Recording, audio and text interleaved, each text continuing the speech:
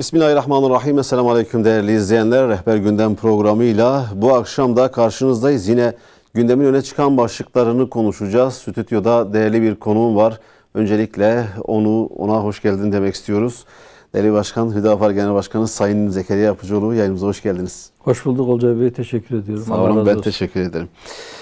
Değerli izleyenler, gündemin öne çıkan başlıklarını konuşacağız dedik. Tabii aylardır Türkiye'de gündemin öne çıkan ilk başlığı ekonomi gündemine dair yaşanan sorunları Sayın Başkan Zekeriya Yapıcıoğlu'na soracağız. Onun değerlendirmelerini alacağız. Özellikle de enflasyon rakamları, Merkez Bankası önceki gün 2022 tahminlerini açıklamıştı. Enflasyonun düşeceği değil de yükseleceğine dair veriler, tahminler var ortada. Gıdada KDV düzenlemesi de gündemde, KDV'lerin düşürülmesi planlanıyor. Peki gıdada KDV düşerse gıdadaki pahalılık bitecek mi? Fiyatlarda düşüş yaşanacak mı? Yine bu da gündem başlıklarımız arasında. Malumunuz kademeli faturalara geçtikten sonra hem elektrik hem de doğalgaz faturaları çok daha fazla kabardı ve bu konuda halkın da tepkileri var. Yine Sayın Başkan'a bu konuyla ilgili de sorularımız olacak. İç ve dış gündemin öne çıkan başlıklarını genel olarak konuşacağız. İslam coğrafyasında yaşananlar ve Ukrayna krizi hakkında da yine Sayın Genel Başkan'ın değerlendirmelerini alacağız. Sayın Başkan, tabii enflasyon, ekonomi dedik ki Türkiye'nin ilk gündem maddesi, aylardır konuşuluyor. Hala da konuşuluyor. 2022'deyiz. 2022-2021'e kıyasla nasıl geçer? Sizin bu anlamda öngörüleriniz, tahminleriniz neler? Çünkü Merkez Bankası enflasyon tahminlerini yükseltti 2022 için. Doğru. Yani daha önce Merkez Bankası'nın 2022 yılı için enflasyon tahmini %11.8'di. Aşağı yukarı bunu ikiye katladı. Yani eğer tam 2 kat olsaydı 23.6 olacaktı ama Merkez Bankası ortalama olarak, o da hani bunun üstü de altı da olabilir, orta noktası 23.2 olarak açıklandı. Neredeyse 2 kat dediğim gibi. Yani 11.4 puanlık bir yukarıya doğru çekme söz konusu. Enflasyon 23.2'de durur mu? Ben doğrusu ondan da çok emin değilim. Neden? Çünkü özellikle temel ihtiyaç maddeleriyle ilgili olarak küresel çapta bir fiyat artışı var. Enerji fiyatlarındaki artış nedeniyle bu da yine maliyetleri yükselten bir etken ve bu da fiyatları daha fazla yükseltiyor. Pandemi döneminde üretimin kısılması, daha az üretim olması ve pandeminin artık çalışmayı çok fazla sekteye uğratmadığı bir döneme girildiğinde bu sefer talep patlaması yaşanması, pek çok ülkenin başta Amerika olmak üzere karşılıksız para basmaları ve bu parayı sosyal yardım olarak dağıtmaları fiyatları yukarıya çekti. Bir de talep fazla olunca üretim azalmış, talep artmış. Piyasadaki para bolluğu da üzerine gelince fiyatlar kaçınılmaz olarak arttı. Piyasa dengeleri böyle bir fiyat oluşturdu. Bundan sonra daha da artabilir. Neden? Çünkü 2021 yılında rakamları takip edenler iyi hatırlarlar.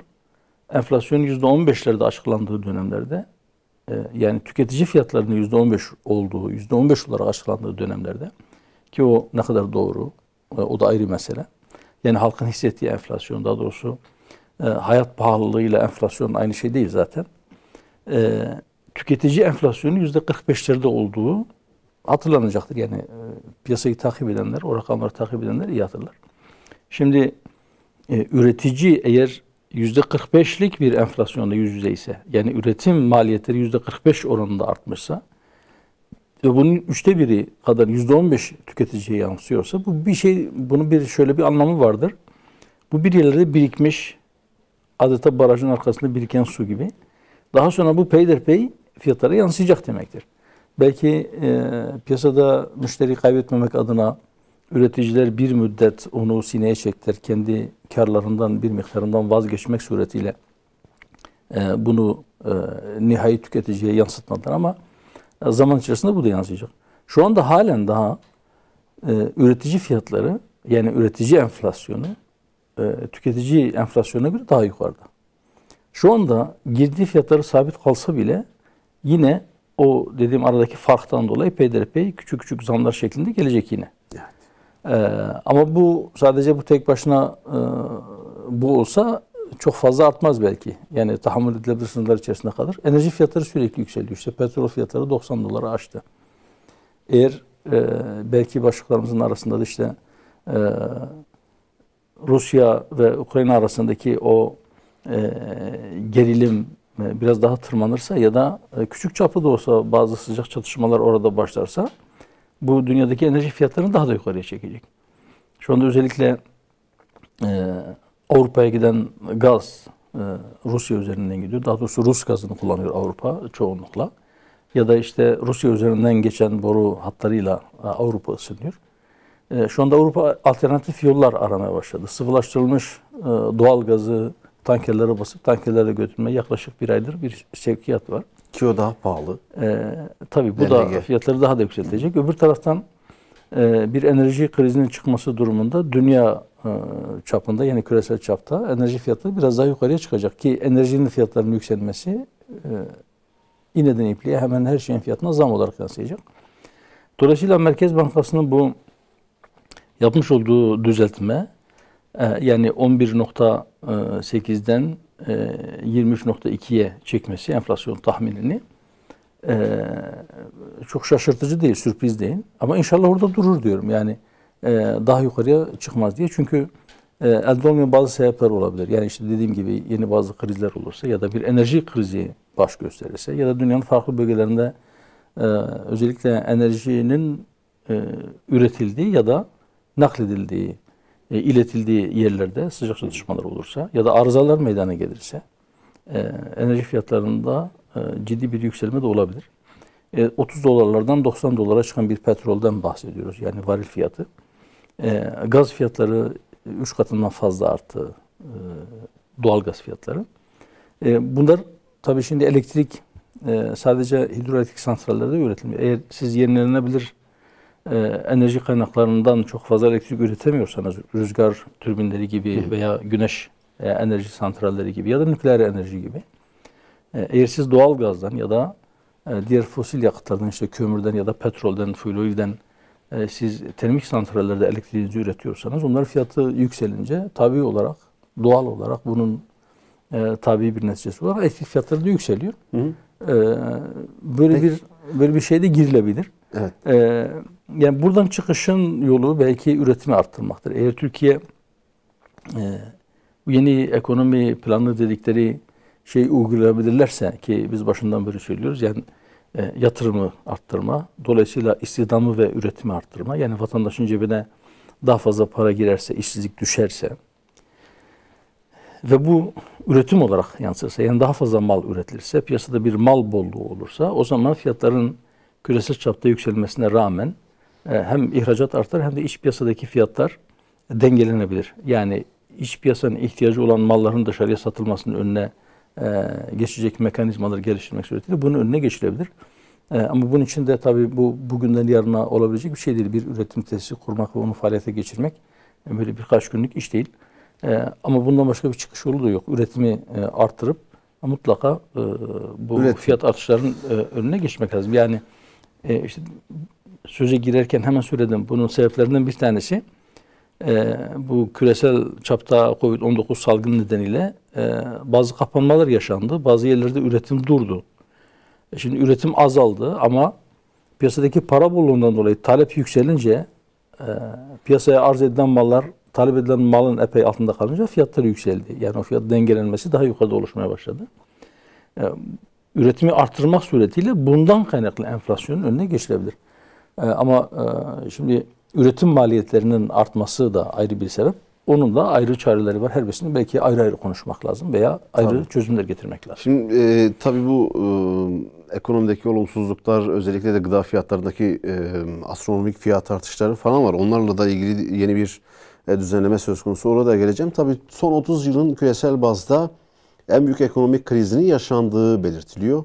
Birçok Avrupa ülkesinde hemen her gün neredeyse protestolar var. Son olarak işte dün Fransa'nın başkentinde yoğun kitlelerin katıldığı protesto gösterileri vardı. Hayat pahalılığı ve enflasyona dair. Yine farklı ülkelerde de benzer gösteriler oluyor. Siz bu girdaptan çıkmak için özellikle de yüksek enflasyon son 40 yılda ABD'de de en yüksek bazda verilere yansıdı.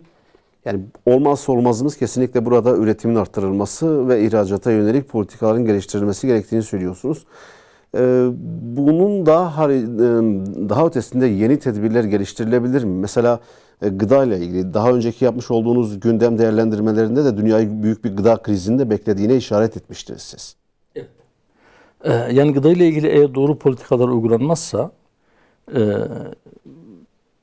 gelir düzeyi daha yüksek olan ülkeler bir şekilde farklı farklı bölgelerden kendilerinin ihtiyaç duyduğu gıda maddeleri oradan çekilecek. 5 liraya malını ihraç eden kişi 2 liraya onu iç piyasaya vermeyeceğinden, eğer bunun önlemleri alınmazsa yine olan fakir fukara olacak. Dar gelirli kesimler belki açlıkla pençeleşecekler. Bu işin bir yönü. İşin bir diğer yönü, yani gıda tedarik zincirinin kırılmaması gerekiyor. Üreticinin mesela Türkiye'de özellikle hani dedik bir de üretim maliyetleri sürekli yükseliyor. Üretim maliyeti en fazla yükselen ürünler de gıda ürünleri.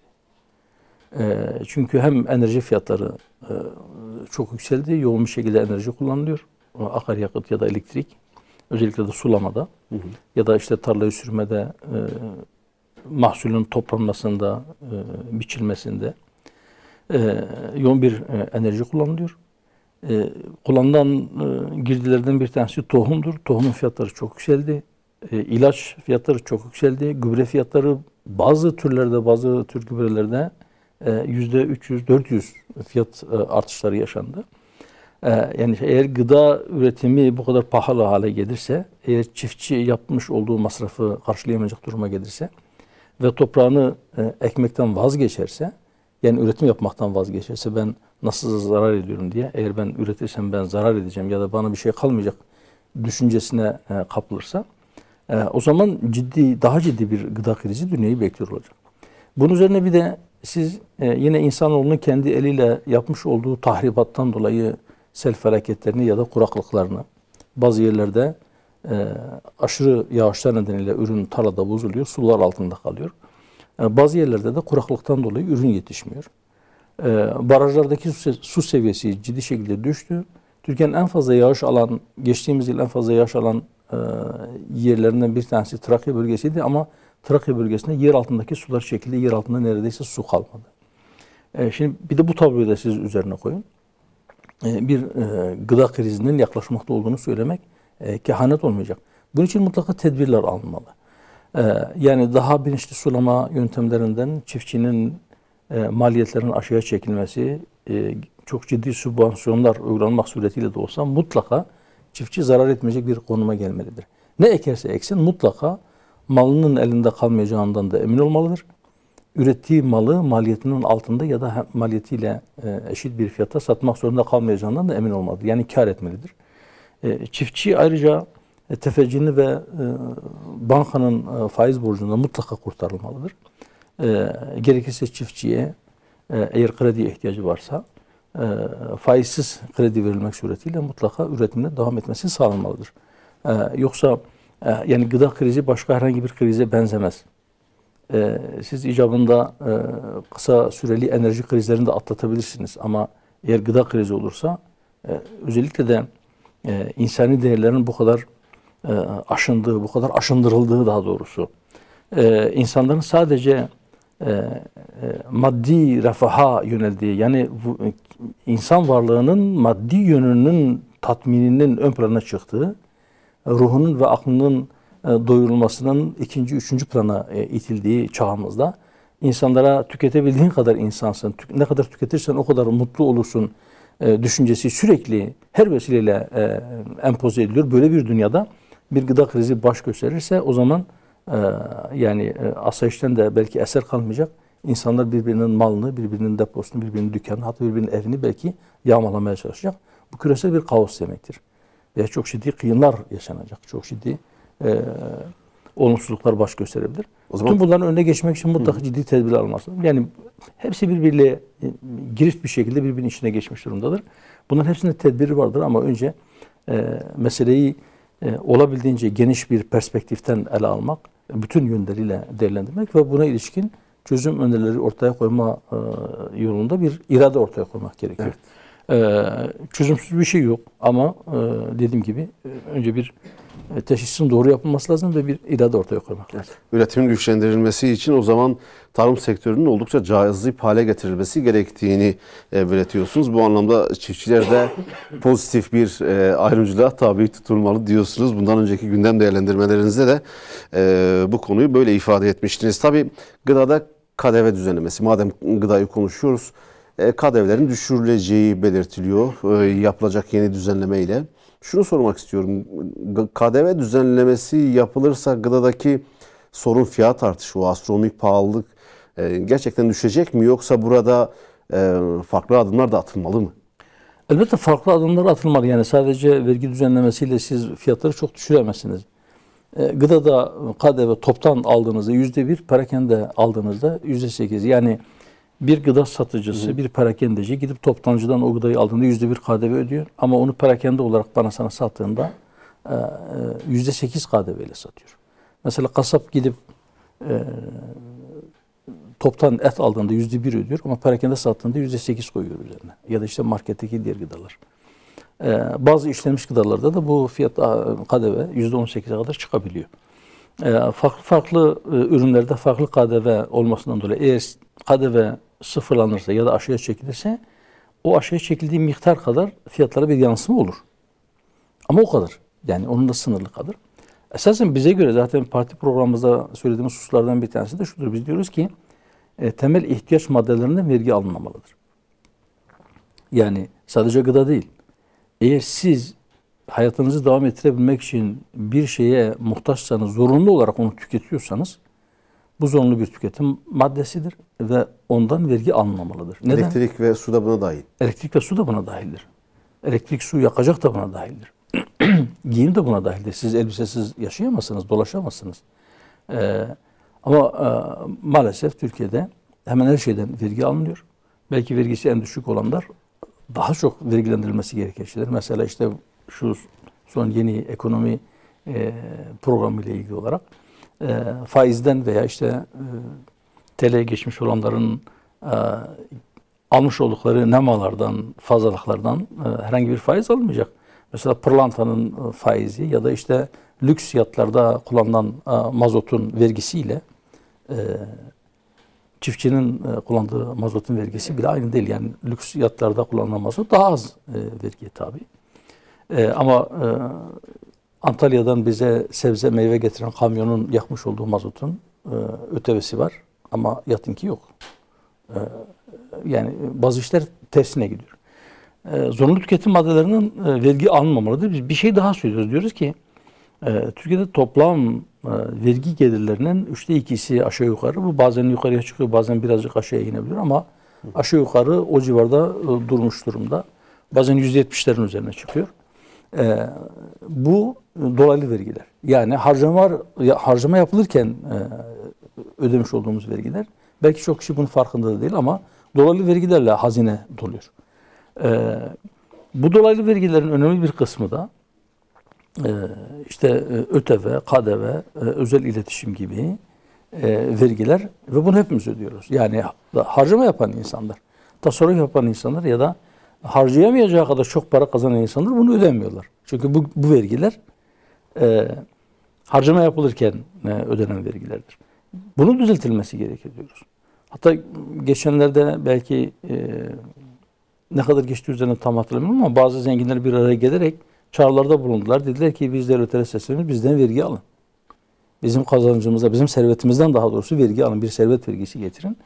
Fakat mevcut vergi sistemleri genelde servetten değil, gelirden alıyor. Gelir ancak kendisine yetecek. Hatta kendisine yetmeyecek durumda olanlar bile hem o parayı kazanırken vergi veriyorlar. Son dönemde işte asgari ücretin vergi dışı bırakılması olumlu bir adım oldu. O yönde de çok sık çağrılarımız vardı.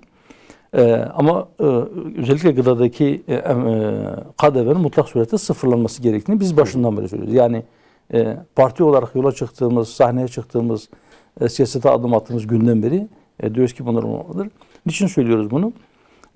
Şimdi biz diyoruz ki devletin varlık ve meşruiyet sebebi makasıdır hamse dediğimiz beş temel maksat. Yani bütün kurallar bunun için olmalıdır. Nedir o?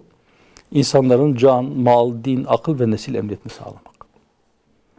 Şimdi hayat hakkı herkesin hakkıdır. Hayat hakkı sadece devletin benim canımı koruması, bana yönelebilecek herhangi bir saldırıyı engellemesi olarak ifade edilemez.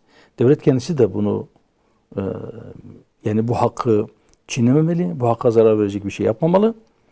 Şimdi hayat hakkı sadece nefes almak değildir. Hayatınızı devam ettirebilme hakkı aslında hayat hakkının bir parçasıdır. Siz hayatınızı devam ettirebilmek için gıdaya muhtaçsanız, ki siz birkaç gün yemezseniz sizin ciddi şekilde sağlığınız bozulacak. Daha uzun sürerse bu açlığınız hayatınızı kaybetme riskiyle karşı karşıyasınız. Ya da işte siz kış ortasında eğer siz yakacaksız kalırsanız Suriye'deki o kamplardaki çadırların altında donarak ölen insanlar bizi insanlığımızdan utandırdı. O zaman yakacak sizin için aynı zamanda hayat hakkının bir parçasıdır. Çünkü eğer bu olmazsa, yani yakacağınız olmazsa, gıdanız olmazsa, konutunuz olmazsa, giyeceğiniz olmazsa sizin hayat hakkınız tehlike altındadır. Hayat hakkınız risk altındadır. Dolayısıyla biz diyoruz ki bu hayat hakkının korunması anlamındadır. Dolayısıyla benim tüketmek zorunda olduğum bir şeyi bir de ben temin etmekte zorlanıyorsam, gelirim buna yetmiyorsa, buna rağmen devlet bundan vergi alıyorsa bu hayat hakkının da ihlal edilmesi demektir. Biz böyle bakıyoruz meseleye. Dolayısıyla biz diyoruz ki zorunlu ihtiyaç maddelerin hiçbirinden devlet vergi almamalıdır. Devam edelim o zaman ekonomiyle tekrar. Faturaları gündemde. Son zamanlarda özellikle malumunuz 2022'ye girdiğimiz ilk saatlerde elektrik ve doğalgaza yüksek oranda zamlar yapıldı. Kademeli faturaya geçildi. %100'ün üzerinde zamlar faturalara yansıdı. Faturalar fazlasıyla kabardı. Tabii tepkiler de var buna.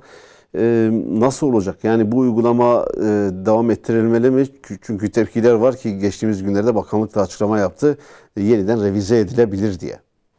O revize ile ilgili benim anlayabildiğim kadarıyla Sayın Bakan'ın kastı şuydu.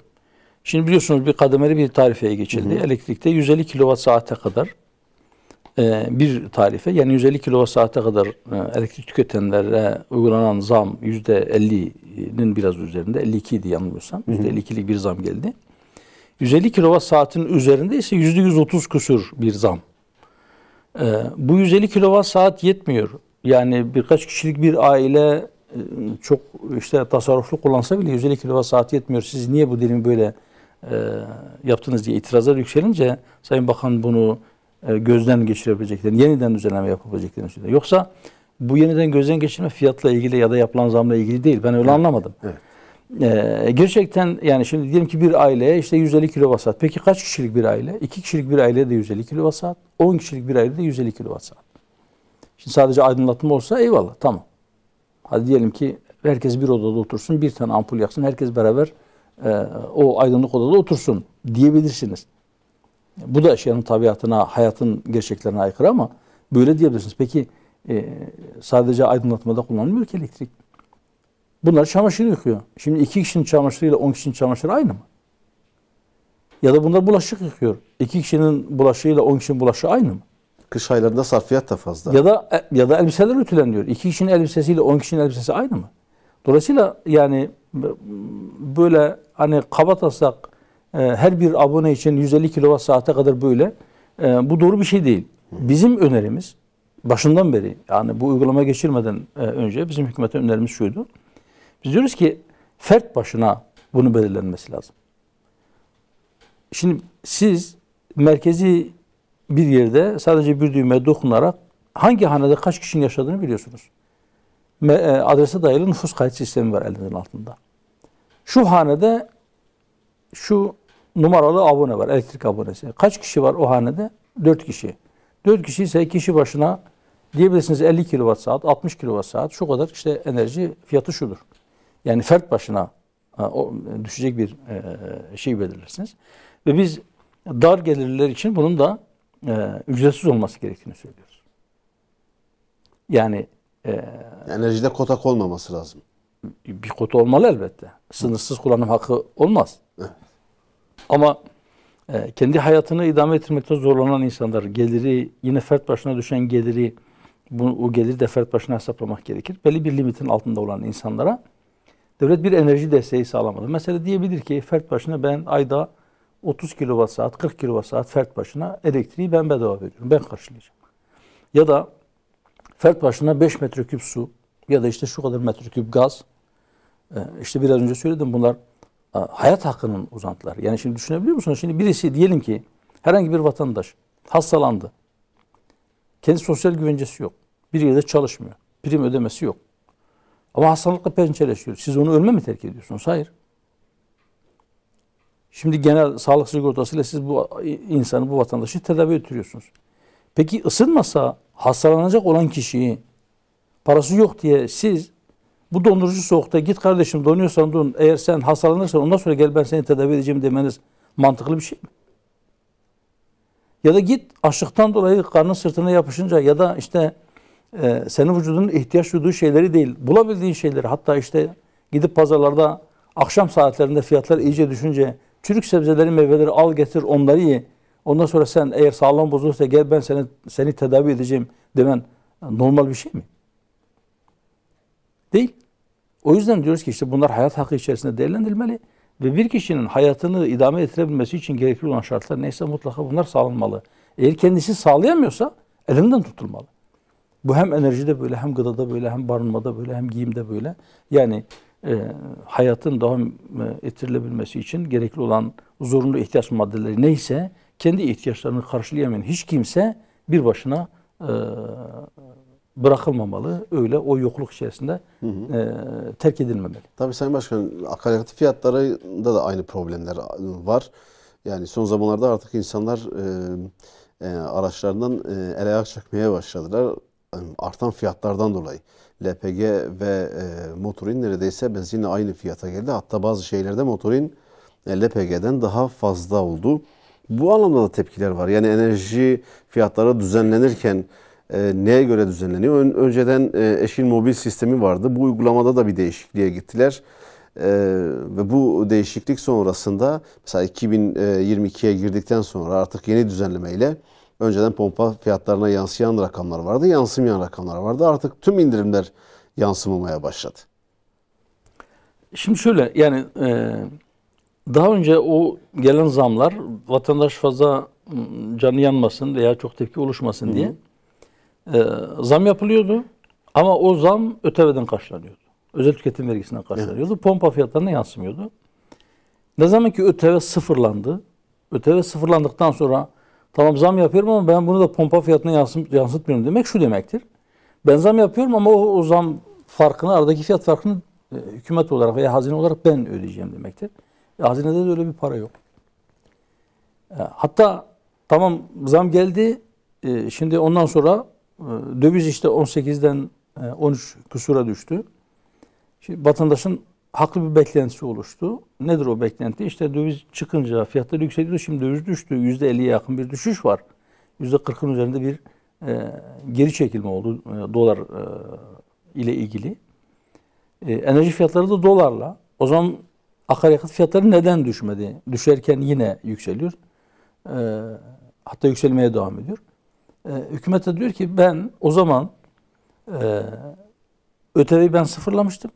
Şimdi ben yavaş yavaş adeta otomatiğe bağlanmış. Yavaş yavaş ben bu fiyatları artırarak yeniden o özel tüketim vergisini ben yansıtacağım, bu fiyatın üzerine bindireceğim.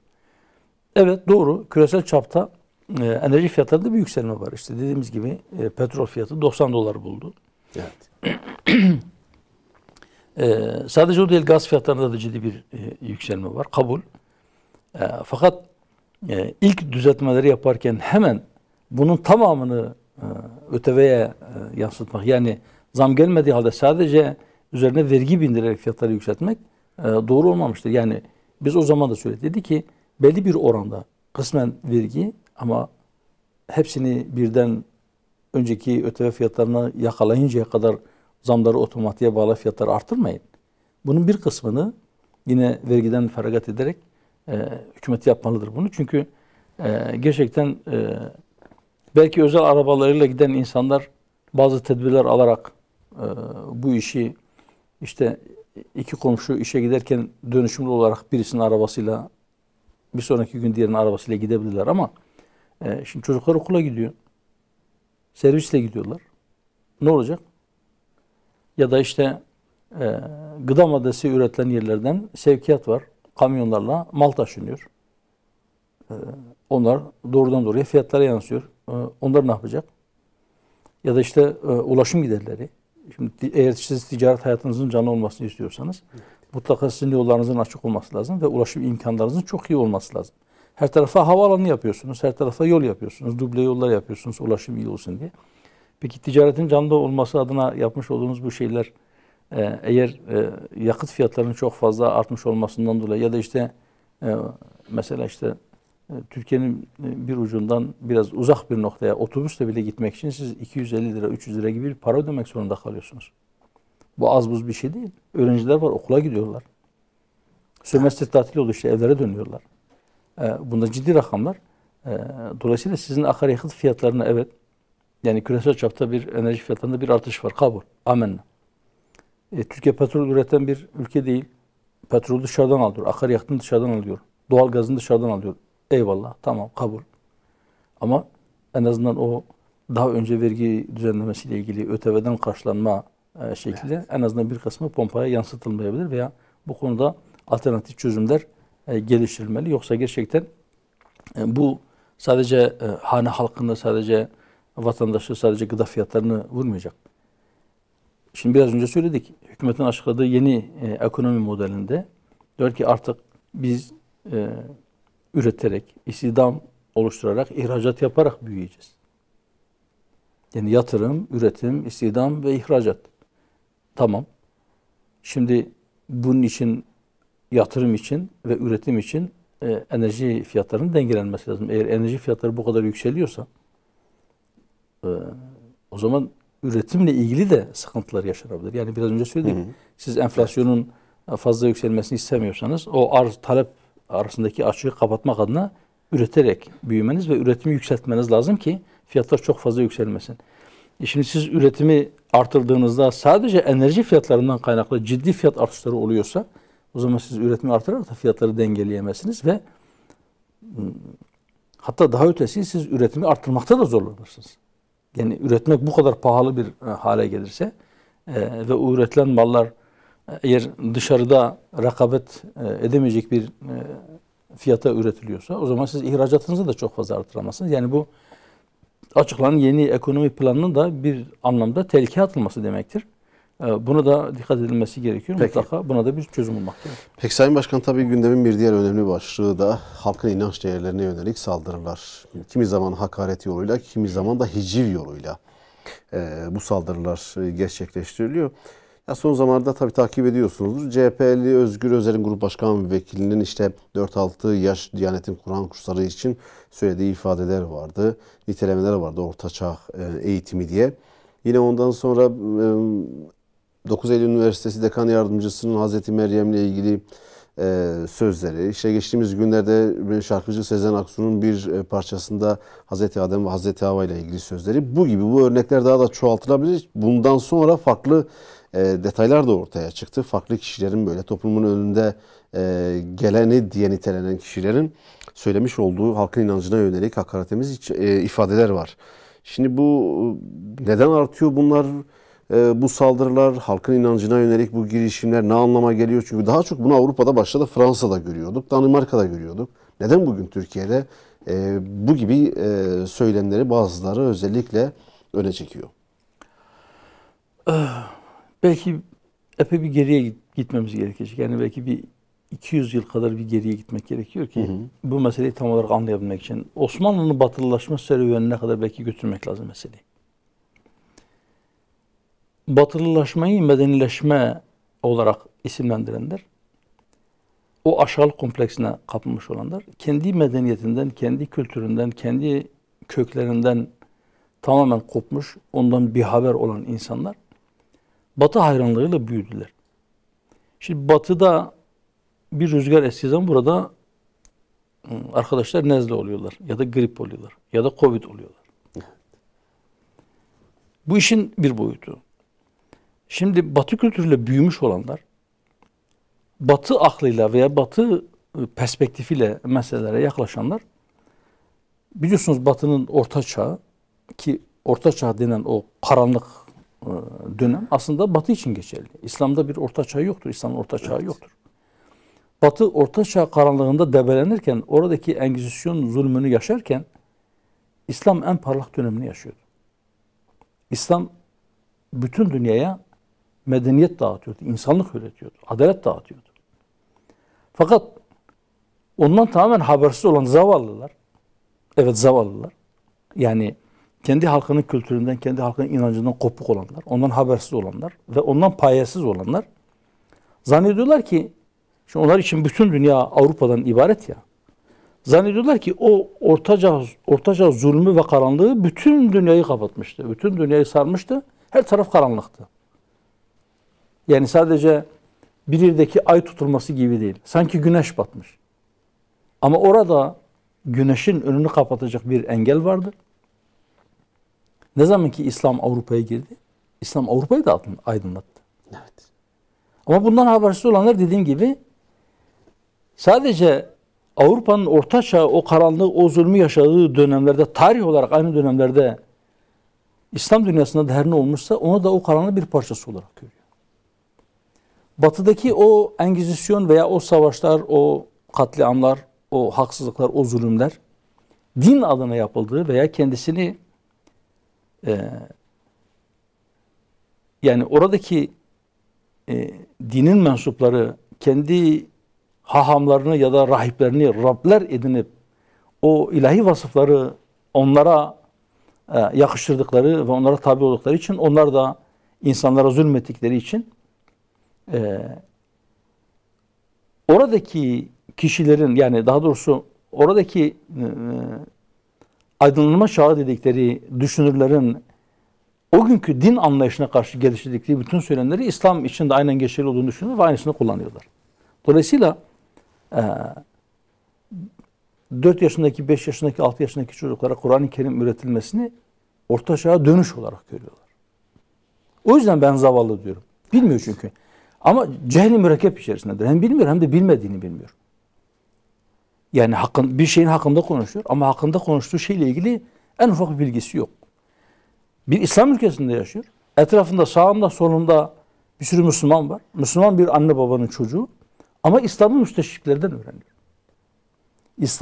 İslam'a düşman olan Batılılardan okuyor ve o okuduğu cümleler ile kafasında şekilleniyor ve İslam'ı o şekilde tarif ediyor ve ona göre bir konum alıyor veya bazen saldırıya geçiyor. Bu işin bir ciheti. Hı hı. İşin bir diğer ciheti, bazıları da sermayeyi tüketmiş olanlar, yaşını başını almış, artık hiçbir işe yaramayan kişiler, sermaye tükenince gündeme gelebilmek için karşıtlık üzerinden bir şeyler söylüyorlar. Sağa sola hakaret ediyorlar. İşte bütün Türkiye konuşuyor onları. Günlerce televizyon kanalları konuştu. Ben isimlerini anıp onların istediği yere gelmeyeceğim. Onların tuzağına düşmeyeceğim. Bence isimlerini anmaya değmez. Gerçekten isimlerini anmaya değmez. Bu da işin bir diğer boyutu. Artık sermaye tükenmiş, başka bir şekilde gündeme gelemiyor. Ben gündeme gelmenin bir yolunu bulmalıyım. Türkiye'de gündeme gelmenin en kolay yollarından bir tanesi de halkın mukaddesatına saldırmaktır. Birisi mukaddesata saldırdığı zaman özellikle sosyal medyada çok yoğun bir şekilde gündem oluyor. Diyor ki tamam, insanlar benden bahsetti. Ne söylediğinin çok önemi yok. Hani diyorlar ya, reklamın iyisi kötüsü yoktur. Önemli değil. İnsanlar benden bahsetsin de isterse hakaret etsin. Bu da işin bir diğer vecesi. Bir de geçenlerde Göktaş Hoca'nın güzel bir yazısı vardı. Daha doğrusu güzel bir programda bazı ayetlerin tefsiriyle ilgili çok güzel cümleler kurdu. Müflis olan bazı insanlar hesap gününe yaklaştığını, öte tarafa gitmeye yakın olduğunu hissedenler, yani belli bir yaşın üzerine çıkmış olanlar, dönüp bakıyor defterine, amel defterine, bir şey yok. Öte tarafa hazırlık yapmak adına bir şey yapmamış. Bu sefer istiyor ki orada hesap olmasın. Evet. İnşallah orada hesap yoktur diyor. Sonra kendi kendine öyle bir telkin ediyor ki, şimdi bir bakıyor günah yükü çok kabarık. Orada onu Allah'ın rahmetine yaklaştıracak, vesile olacak iyi yönde çok fazla bir ameli de yok. Ne yapacak? Kim gitmiş, görmüş de gelmiş de orada hesap yok. Cennette yok, cehennemde yok. Biz ölürsek toprak olup gideceğiz demeye meylediyor insan.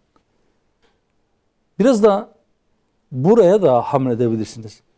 Yani yaşını başını almış, tabiri amiyaniyle bir ayağı çukurda olan ama amel defterinin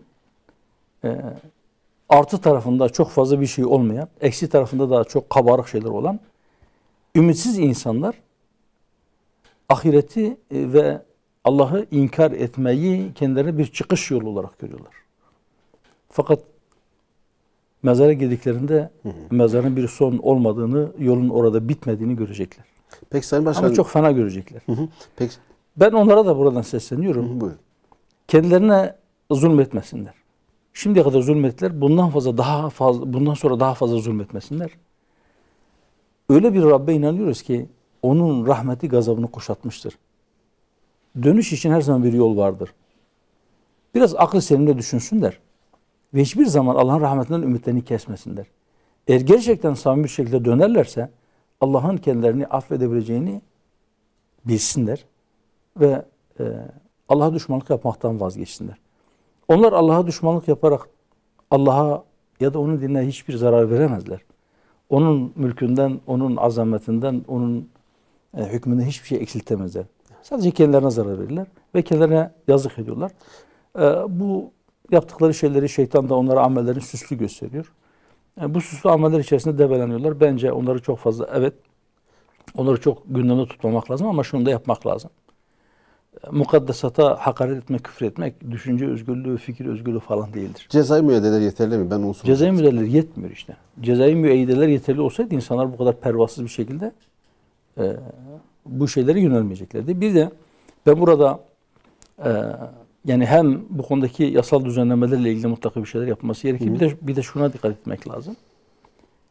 Birisi Cumhurbaşkanı'na hakaret ettiğinde gözaltına alınıp hemen derhal derdest edilip adliyeye çıkarılabiliyor. Hatta hukuken şartlar zorlanarak hakkında tutuklama kararı da verilebiliyor. Ama Cumhurbaşkanı'nın da, benim de, sizin de, bütün insanlığın da babası olan Hazreti Adem'e hakaret etmek aynı şeyle karşılaşmıyor. Sadece birileri çıkıp sözlü olarak tepki gösteriyor. Belki sessiz sedasız bir savcı bir yerden, bir köşeden bir soruşturma başlatıyor. Bazen de o soruşturmalar belki takipsizlikle ya da ön ödemeyle sonuçlanıyor. Evet. Bunu düzeltmek lazım. Sadece İslam değil. Herhangi bir dinin hiçbir kutsalına hiç kimsenin hakaret etme hakkı yoktur. Peki Sayın Başkan. Gündemin bir diğer konusu da CHP lideri Genel Başkanı Kemal Kılıçdaroğlu'nun geçtiğimiz günlerde sarf ettiği bazı sözler vardı. Özellikle Diyarbakır'la ilgili. Demokrasinin yolu Diyarbakır'dan geçer dedi Kılıçdaroğlu. Mesut Yılmaz da 90'lı yıllarda Avrupa Birliği'nin yolu Diyarbakır'dan geçer demişti. Bu sözler biraz da Mesut Yılmaz'ın o söylemini çağrıştırdı, hatırlattı. Konuyla ilgili sizler neler söylersiniz? Bazen bazı siyasetçilerin farklı fraksiyonlarda olsalar dahi sol veya sağ kesimde, muhafazakar kesimden böyle Diyarbakır çıkışı falan oluyor. Bunu nasıl değerlendiriyorsunuz? Tabii ilk bölümün de sonlanmasına birkaç dakikamız var. Sonraki ikinci bölümde devam edebiliriz. 2 dakikamız var. Evet. Oradan başlayalım. Şimdi yani Diyarbakır'dan kasıt Diyarbakır'ın işte bu Urfa yolu bu veya işte buradaki diğer geniş bulvarlar işte Mahabat Bulvarı ya da Kamışlı Bulvarı ya da Sur'un dibinden bahsetmiyorlar. Evet. Diyarbakır bir remizdir, bir işarettir. Nedir? Yani işte Kürt seçmen kastediliyor aslında. Ben isterseniz onu şöyle değiştireyim. Daha önce başka bir vesileyle de söylemiştim. Cumhurbaşkanı olmanın yolu Diyarbakır'dan geçiyor. Bu nedenle seçimler yaklaşınca aslında siyasetçilerin yolu da Diyarbakır'a düşüyor. Ama seçimler yakın olmadığı zaman maalesef Diyarbakır'ı ya da Kürt seçmeni çok fazla hatırlayan olmuyor. Yeri geldiğinde belki Kürt kelimesine ya da Kürdistan kelimesine ya da işte Kürt diline, Kürtçe'ye abartılı bir şekilde reaksiyon gösterenler, tepki gösterenler, bunların dile getirilmesine bile rahatsız olanlar seçimlere yaklaşınca ya susuyorlar ya da işte belki Kürt seçmenin teveccühünü almak ya da onların nasıl diyeyim, onların gözünde biraz daha şirin gözükmek için böyle bazı cafcaflı cümleler kullanılabilir. Fakat mesele bu kadar basit değil. Evet, özellikle şu günkü ortamda bugünkü aritmetik içerisinde, siyasi tablo içerisinde Kürt seçmenin desteğini almayan bloklardan hiçbirisinin tek başına %50'yi geçmeyeceği bence açığa çıkmıştır net bir şekilde. Ve bundan bağımsız olarak da şunu söylemek mümkündür. Biz söyledik, söylüyoruz. Herhangi bir siyasi getirisi olmasa da bu memleketi seven, bu milleti seven, bu memleketin geleceğini düşünen her siyasetçi mutlak surette adalet temelinde Kürt meselesinin çözümü için bir şey yapmak zorundadır. Kürt meselesi bitmemiştir. Bu memleketin en yakıcı ve en acil bir şekilde çözülmesi gereken sorunlarından bir tanesidir. Mutlaka çözülmesi gerekir. Ve bu çözüm mutlaka adalet temelinde olmak zorundadır. Sadece bir siyasi malzeme yapanlar ile gerçekten bu meselenin çözülmesini isteyenler halk tarafından da görülüyor. Ondan emin olsunlar. 1, 2, 3, 5 kandırabilirler ama bir noktadan sonra artık vatandaşın karnı toktur bu numaralara veya bu gösterilere diyelim. Peki. Ama inşallah bir gün bütün siyasi partiler tarafından bu husus anlaşılacaktır. Biz bütün samimiyetimle ben bunu söylüyorum. Ben memleketi seviyorum, ben vatanseverim ya da ben milliyetçiyim diyenler de gerçekten bu milletin ve memleketin maslahatını düşünüyorlarsa, onun geleceğini düşünüyorlarsa mutlaka bu sorunun adalet temelinde çözülmesi gerektiği konusunda bir noktaya gelmek zorundadır. Tabii şimdi kamuoyunda bu konuda tepkileri vardı özellikle. İşte daha bir ay öncesinden Kürdistan söylemini kabul etmiyorum diyen bir siyasetçinin bugün demokrasinin yolu Diyarbakır'dan geçiyor demesi de bir çelişki olarak kamuoyunun eleştirisini de çekmiştik. Bu notu da düşeyim. Tabii Sayın Başkan son günlerde fazlasıyla konuşulmaya başladı. Hatta sadece bölge ülkeleri için değil, bütün dünya için önem arz eden bir konu. Neredeyse NATO, Avrupa Birliği ve ABD gün aşırı toplantılar yapıyorlar. Ukrayna kriziyle ilgili. Kimi Avrupa ülkeleri taraf olmamaya çalışıyor ama NATO güçlü bir şekilde ve ABD Ukrayna'yı burada destekliyor. Bu kriz nereye doğru evrilecek? Ne öngörüyorsunuz gelecek adına? Savaş riski var mı? NATO Ukrayna'yı destekliyor mu? Yoksa onu ateşe mi atıyor? Evet. Ya da onu satmaya mı hazırlanıyor? Doğrusu bu sorular henüz netlik kazanmadı bence bu soruların cevapları. Onu zaman içerisinde göreceğiz. Evet bugün Rus Dışişleri Bakanı bir açıklaması vardı. Diyor ki biz Ukrayna ile biz savaşmak istemiyoruz. Yani eğer bu kararı biz vereceksek biz böyle bir karar almayız. Ama bu Ukrayna'ya bağlı. Bu belki bunu biraz tahlil etmek gerekiyor. Yani Ukrayna bizim dediklerimizi yaparsa biz Ukrayna ile savaşmayacağız. Evet. Herhalde bütün dünyanın desteğini isteyen ve askeri güç olarak bir başına kalırsa Rusya ile baş edemeyecek olan Ukrayna Rusya'ya savaş ilan edecek değil. Bana sorarsanız yani orada bir savaş çıkma ihtimali var mı? Yani topyekun bir Doğu Batı Savaşı çıkma ihtimali ben zayıf görüyorum. Ama eğer Amerika'ya kalırsa Amerika bu gerginliği tırmandırıyor. Daha da tırmandırmak ister. Belki İngilizlerin veya İngiliz Başbakanı'nın ya da İngiliz yetkililerin açıklamalarında biraz bu şekilde okumak gerekiyor. Biliyorsunuz İngiltere'de Brexit'le Avrupa Birliği'nin dışına çıktı. Başını Fransa'nın çektiği Avrupa'da bir damar, yani hem Fransa hem Almanya, Amerika'nın belki baskılarından veya onun işte nasıl diyeyim buyurgan tutumundan biraz rahatsızlar ve onlar da kendi başlarına bir siyaset izleme ya hatta dünya siyasetine yön verme konusunda bir şeyler yapma düşüncesinde de öyle bir potansiyellerin olduğunu söylüyorlar. Ama Amerika'da bir yandan istiyor ki onlar Rusya ile bir gerginlik yaşayarak Amerika'ya muhtaç olduklarını daha fazla hissetsinler. Hı hı. Bu sebeple kanaatimce Amerika istiyor ki gerilim yükselsin, tansiyon yükselsin. Ve hani hatırlayın daha önce de söyledim. Trump döneminde Fransızlara yönelik olarak kullandığı bir cümle vardı. Eğer biz olmasaydık siz bugün Almanca konuşuyor olacaktınız. Yani siz Alman istilası altında kalmaya devam edeceksiniz diye cümlesini onu bir yere belki not etmek ve ara ara hatırlamakta fayda var. Şimdi eğer Ukrayna'ya yardım edecek idiyse Batı bu kadar bu söyledikleri konusunda çok samimilerse o zaman Rusya Kırım'ı ilhak ettiğinde neredeydiler? Bana sorarsanız yani bence Rusya bütün olarak Ukrayna'yı kendi işte eski Sovyetler Birliği'nin bir parçasıydı ya da işte Rus İmparatorluğu'nun bir parçasıydı. Ben yeniden onu bütün olarak ilhak edeceğim diye en azından yakın vadede böyle bir düşüncesinin, böyle bir planın olduğunu ben düşünmüyorum. Fakat belki Rusya ölümü gösterip sıtmaya razı edecek. Nedir ölüm? İşte ben Ukrayna'yı bütün olarak işgal edebilirim eğer ben dediklerimi yapmazsanız. Nedir dediği? Ben Kırım'ı ilhak ettim. Siz Kırım'ı Rusya'nın bir toprağı olarak kabul edin diye Batı'ya dayatacak. Yine Ukrayna'nın doğusunda Rusça konuşan bir halk var. Ve belki onları yarın bir gün onlara bir özellik, ayrı bir veya bir federasyon şeklinde yapılandırılmasını isteyecek.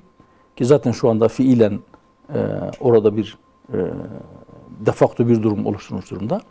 Ve belki ileriki aşamada 1939'da Hatay'ın önce bağımsız bir cumhuriyet olarak bağımsızlığını ilan etmesi, sonra Türkiye'ye katılması, evet, iltihak etmesi gibi belki o bölgelerde kendi parlamentolarını oluşturacaklar ve ileriki bir dönemde belki o Donbas bölgesi Rusya'ya biz iltihak ettik diye kendi parlamentolarında bir karar alacaklar ve diğer dünya ülkelerine diyecek ki Avrupa başta olmak üzere diyecek ki bunu tanıyın.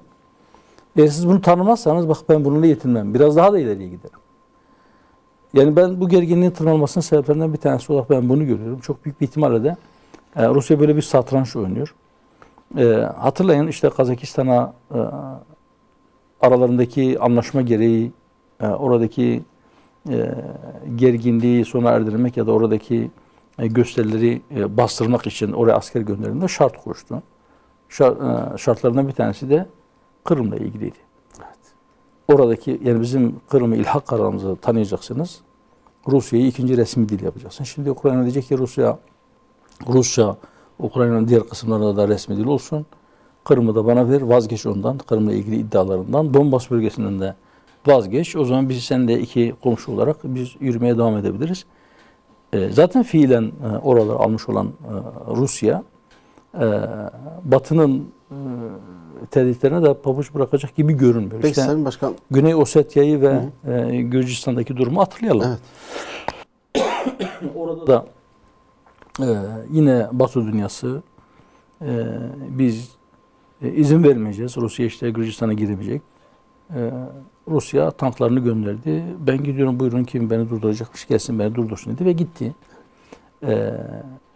Orada yapmak istediklerinin hepsini yaptı ve Batı da hiçbir şey yapmadı, yapamadı. Bugün de böyle. Yani bugünkü haliyle Avrupa belki Amerika uzakta olduğu için hani davulun sesi uzaktan hoş gelir diye Amerika oradan gerginliği tırmandıracak sözler sarf ediyor olabilir ama Avrupa Rusya ile çatışmak istemez. Ve öyle görünüyor ki Rusya Suriye'de istediklerini aldığı gibi, önemli oranda aldığı gibi sanırım Kırım'da da Donbas bölgesinde de Rusya istediklerini aldıktan sonra bu gerilim kademeli bir şekilde düşecektir diye Peki Sayın Başkan, Türkiye burada nasıl bir pozisyon almalı? Çünkü Türkiye malumunuz bir NATO üyesi, NATO ülkesi. NATO gerilimin zaten odağında, merkezinde Amerika'nın işte söz ettiğiniz gibi işin içerisinde olmasıyla birlikte Türkiye gerilimin tırmanması olasılığında hatta bir savaşa evrilmesi durumunda nasıl bir pozisyon almalı? NATO'ya göre mi hareket etmeli? Yoksa geçmiş tecrübelerinden faydalanarak kendi çıkarlarını mı düşünmeli? Eğer Türkiye NATO için veya NATO'nun lokomotifi olan Amerika için Rusya ile bir savaşa girişirse ya da ilişkilerini bozarsa akıllıca bir şey yapmış olmaz. Evet.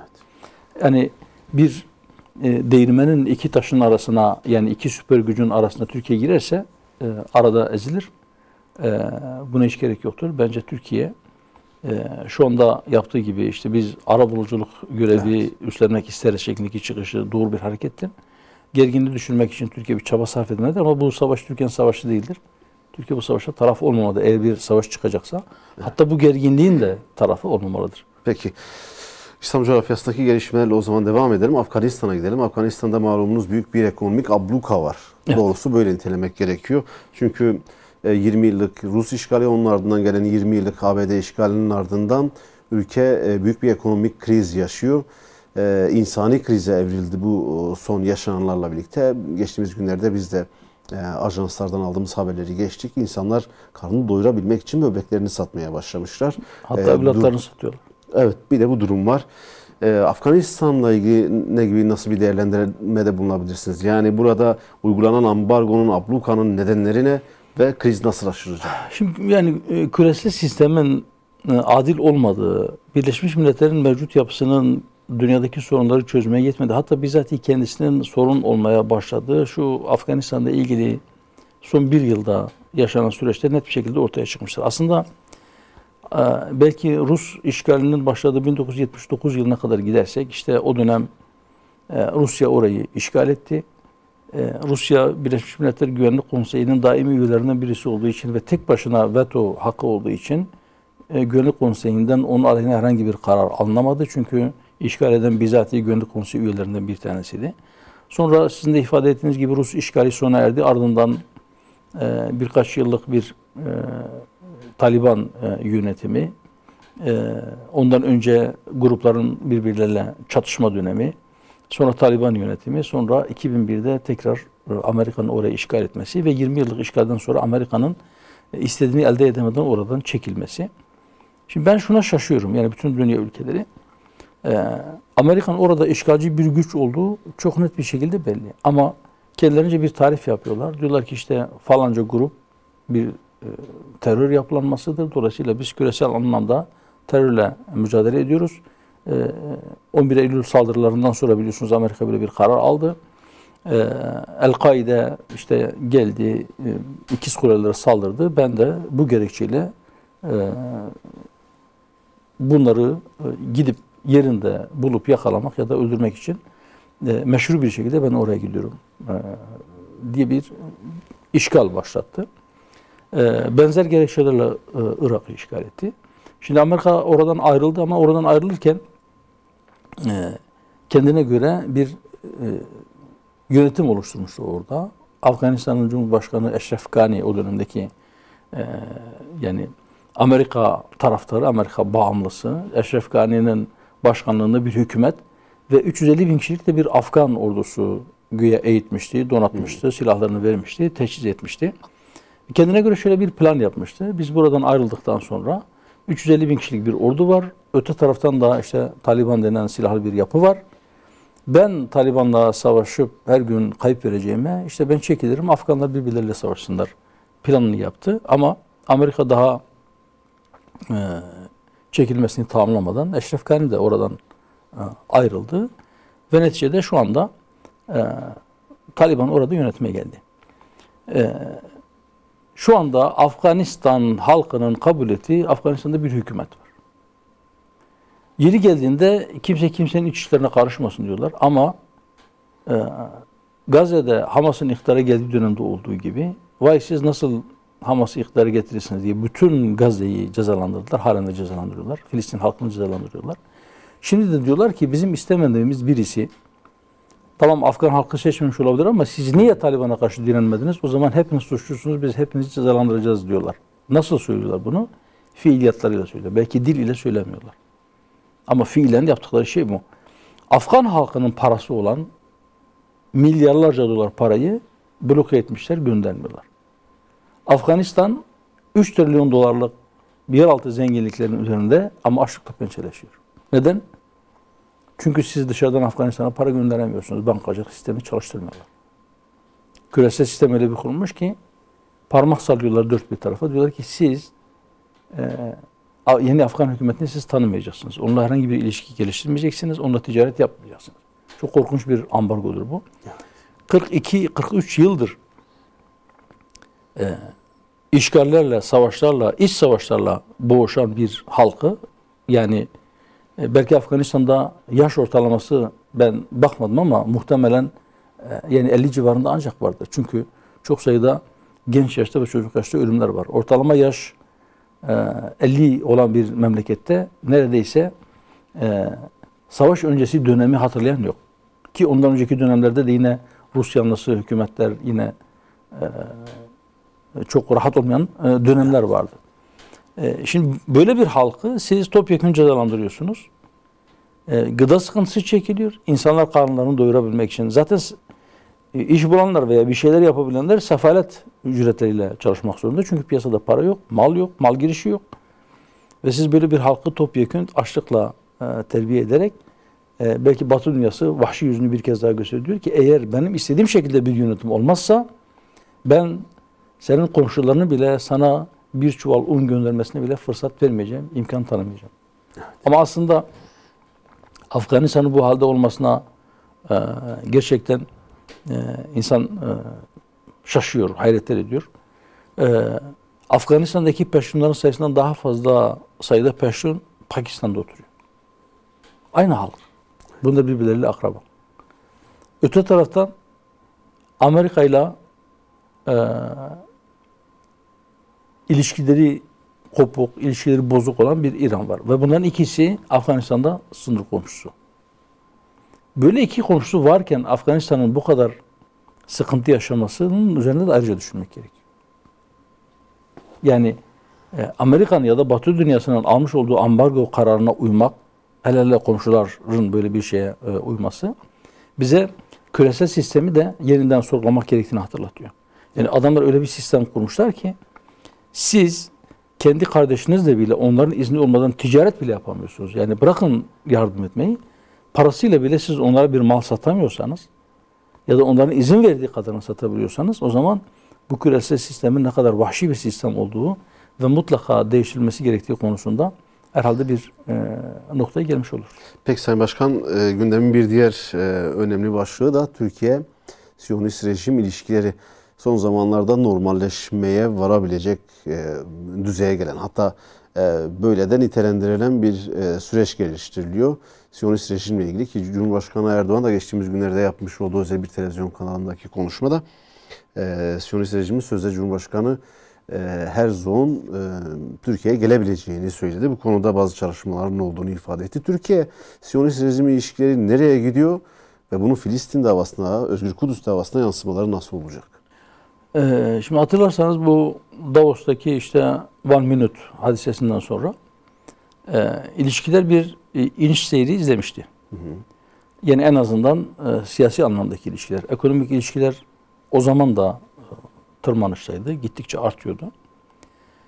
Fakat şöyle bir gerçekliğimiz var. Oradaki Siyonist rejim İsrail devletini ilan ettiğinde İslam ülkeleri arasında ilk tanıyan Türkiye'dir. Bu gerçekliği bir kenara not edelim. Ve o One Minute hadisesinden sonra bile ticari ilişkiler hiçbir zaman gerilemedi. Arttı o dönemde bile arttı. Daha sonra biliyorsunuz bir Mavi Marmara hadisesi yaşandı. Mavi Marmara hadisesi yaşandıktan sonra yine Sayın Cumhurbaşkanı bir çıkışı oldu. Bazı şartlar ileri sürdü. Büyükelçi geri çekildi. Bu şartlar yerine gelmeden asla artık eskiye dönülmeyeceğini söyledi. Fakat o konuda da Siyonist rejim herhangi bir adım atmadı. Belki bir göz boyama, resmi bir sıfatı olmayan bir vakıf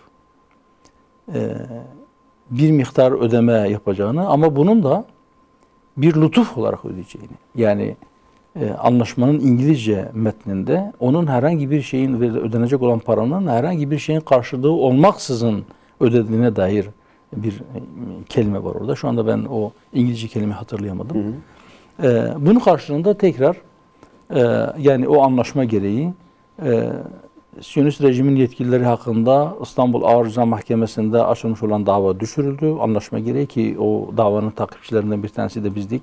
Birkaç tane duruşmasına da ben girdim. Herhangi bir tazminat davası açılamayacağını, açılırsa bunun hazine tarafından ödeneceğini Türkiye kabul etti o anlaşmayla. Ve ilişkiler bir seyir izlemeye başladı. Yavaş yavaş yükselmeye başladı. Şu anda da tam bir normalleşmeye doğru gidiyor.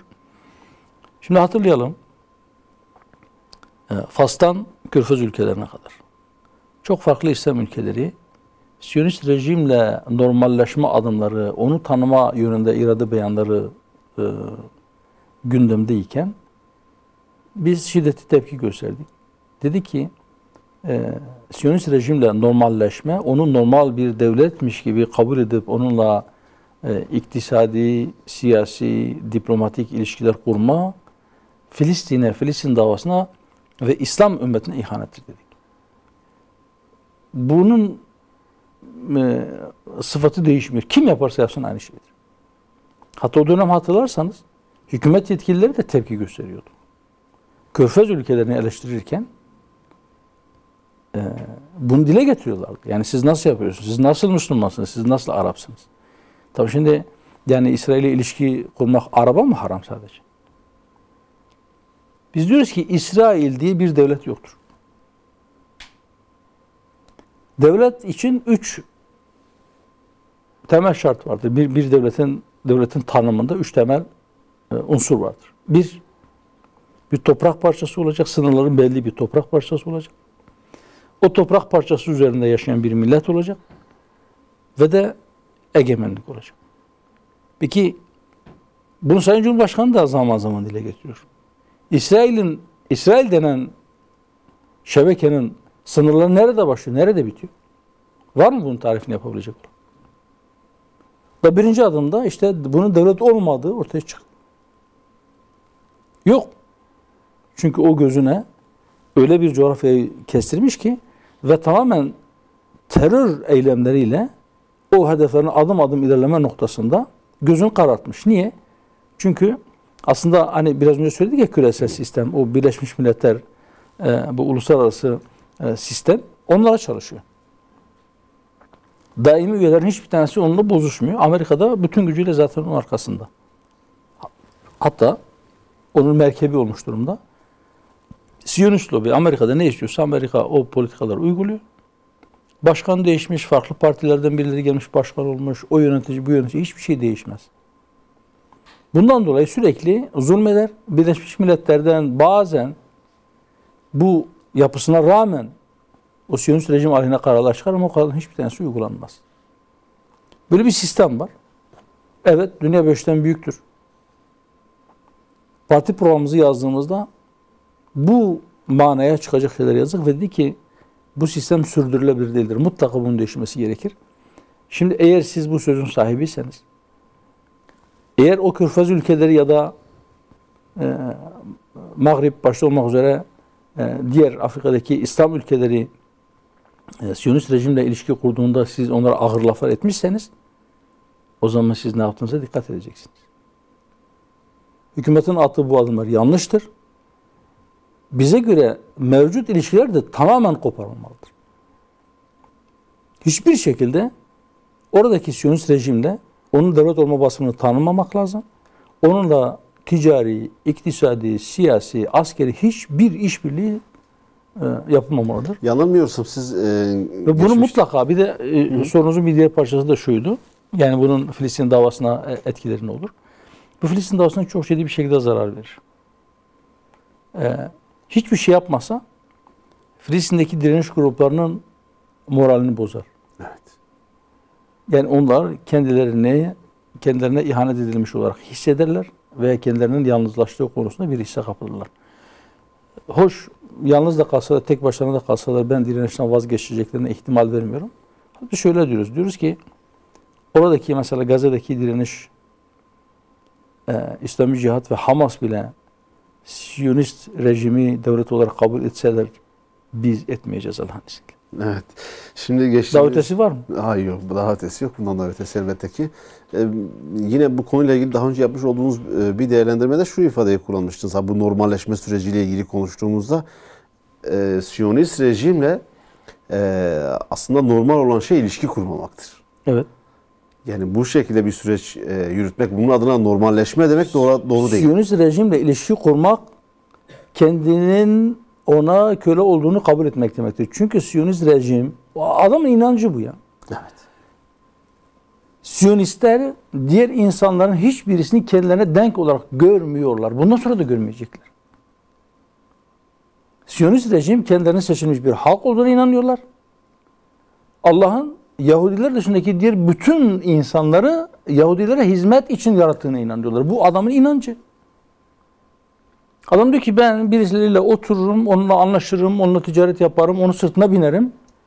Onun işi bittiğinde, o yorulduğunda başka bir merkep bulur, ona binerim diyor.